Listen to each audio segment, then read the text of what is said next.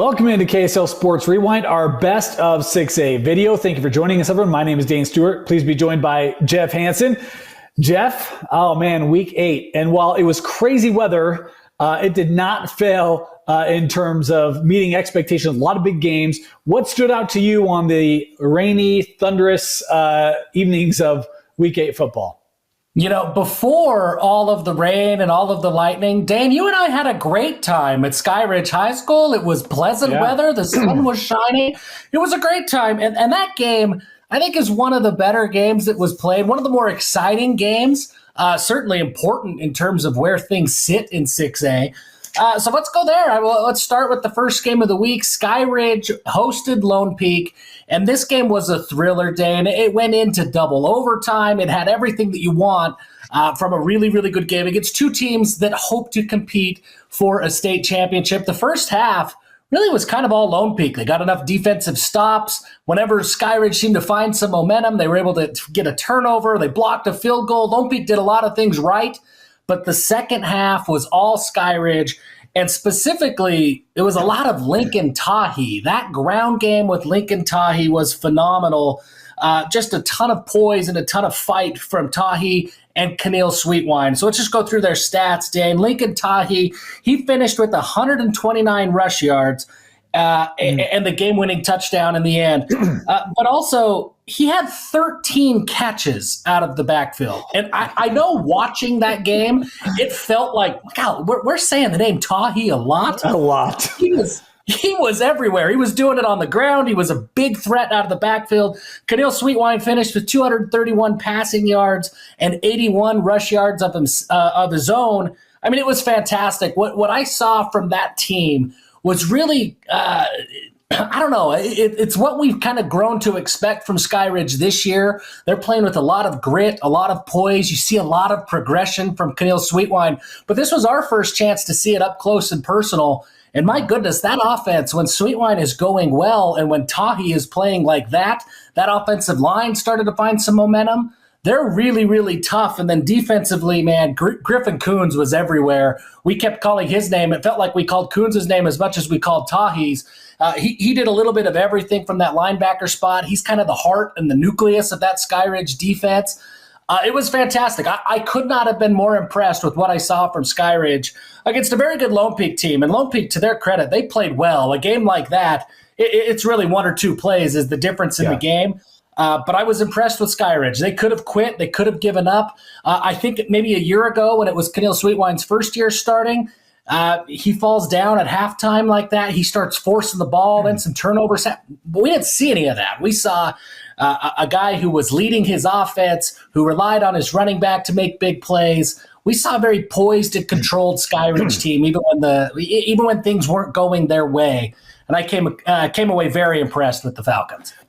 Yeah, Jeff, I echo all your comments. In fact, they would echo your comments. If you haven't had a chance to, go check out our interview, player and coach. We had a chance to go check out with really all those guys, including Harvey Moyai, who's defensive end for this Skyridge defense. But they all talked about the exact same things you just did, sticking with it, working through a very tough Lone Peak team. Talk about the adjustments they had second half compared to first, where they drove but couldn't score, and then second half where they were unstoppable. And then even talk with Coach Hem about Keneal Sweetwine's maturation as a quarterback. Go check that out. You're going to learn a ton. It's going to reaffirm a lot of what Jeff just said, but give you a chance to meet some of the players and Coach Hem as well. Jeff, that was a super impressive victory for Skyridge, and coming off a difficult loss against Corner Cane as well. They really showed what that team is. They're really good.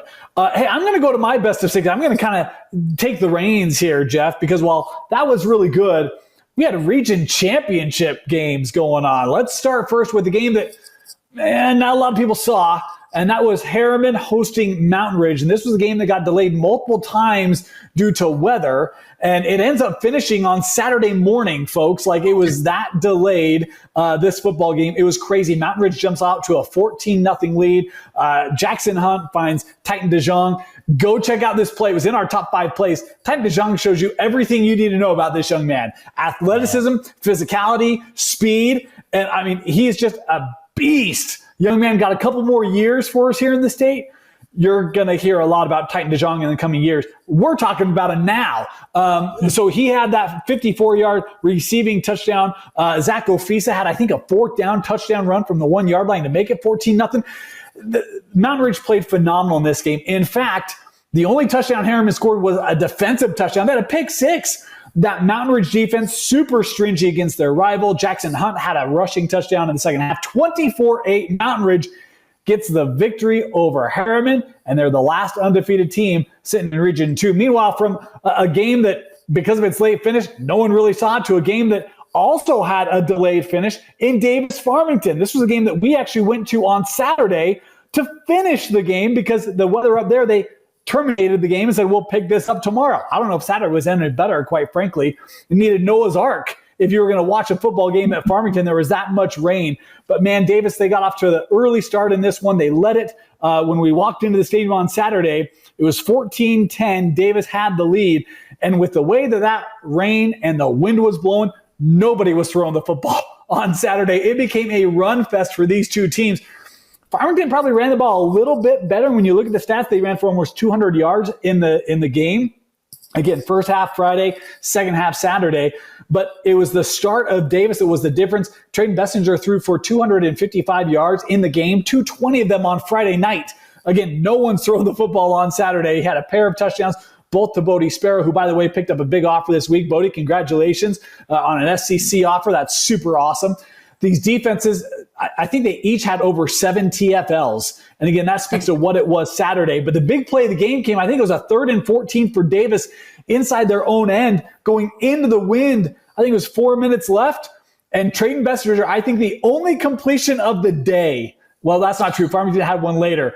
It was the only Davis completion of the day. A 3rd and 14 finds Bodie Sparrow up the sideline for like 35 yards. That gave them the first down. They really kind of worked the clock out and end up getting the win. The only one touchdown scored on Saturday, and it was a 1-yard rushing touchdown for Davis off of a turnover that they picked up inside the Farmington 10. It was crazy, but this game, Friday, Saturday, we had it all for you right here on KSLSports.com. 2 fantastic games and really big ones for top 5 teams in the state getting big wins in Week 8.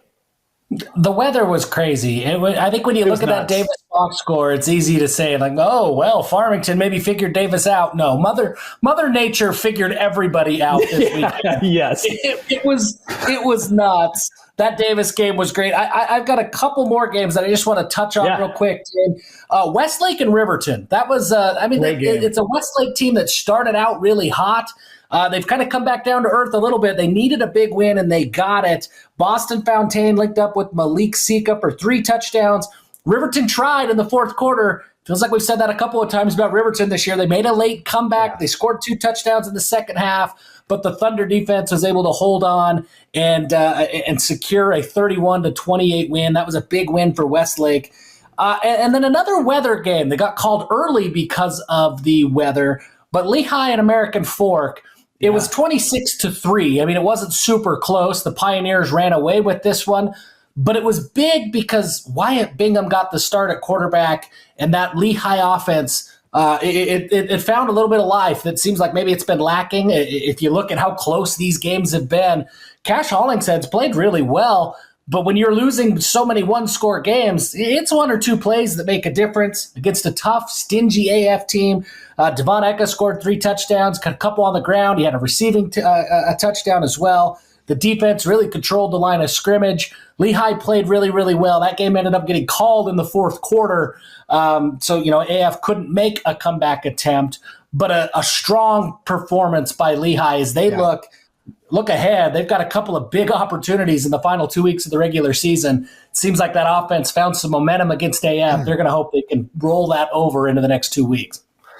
I got one more that I think speaks to a nice bounce back. We're going to go up to Region 1. How about Syracuse and Weber, Jeff? This is a tight region battle. Both these two teams, still within reach of Davis in Region 1. But Syracuse coming out with a 33-26 win. We've talked a lot this year about Syracuse quarterback right, and his ability to run and throw. He threw the ball, 3 passing touchdowns for Syracuse. This was also a game that had to be picked up Saturday. He also had a rushing touchdown. Van Komen had the game-winning rushing touchdown with about 4 minutes to go from 10 yards out.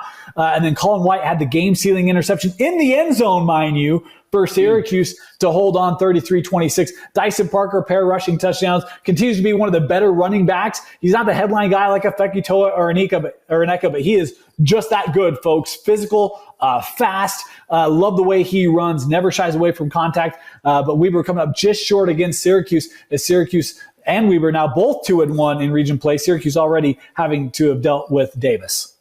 Yeah, Syracuse looked great. I think it might be time that we start calling Riker Van Komen RVK. We just give him a little Claude Van Damme initials. That's just what we call him from now on, is RVK. It's a huge game-winning touchdown. He's been fantastic from the running back spot and kind of under the radar all year. But RVK, man, he can ball.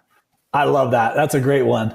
Jeff, any more call-outs from 6A for this week? No, I think we covered all of the games that I wanted to cover over the 2 days. I mean, it was a lot of 6A to follow, but and it was tough to know, what starts when and finishes when, and did they play 4 full quarters? It was a crazy week at 6A. Crazy week in 6A. There's more craziness coming up, folks. We talk about the Mountain Ridge victory. They're now top Region 2 all by themselves.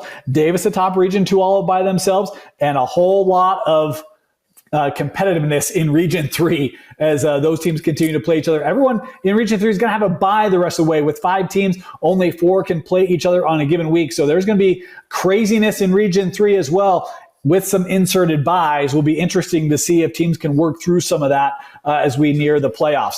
One more, were there games? Go ahead.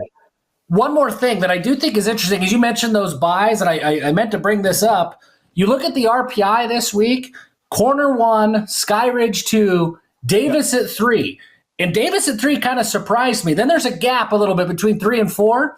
Given the rest of the schedules and the way this thing shakes out, I don't know if Davis is going to have a chance to climb. Somebody might have to lose ahead of them if they want to get out of that 3 hole. That will be interesting over the next couple of weeks. And Skyridge has already lost to Corner. So Skyridge coming up is like, well, do they lose another game? I don't know, Jeff. They looked really good on Friday night. Of course, Region 3, we talk about how competitive it is. Anyone could lose to anyone. We've seen that already in region play this year. So we'll have to see. I think they have a bye this week, I believe. And then they have Lehigh, right, I think, to close out. Is that right? Bye and then at American Fork. Yeah. At American Fork. Thank you.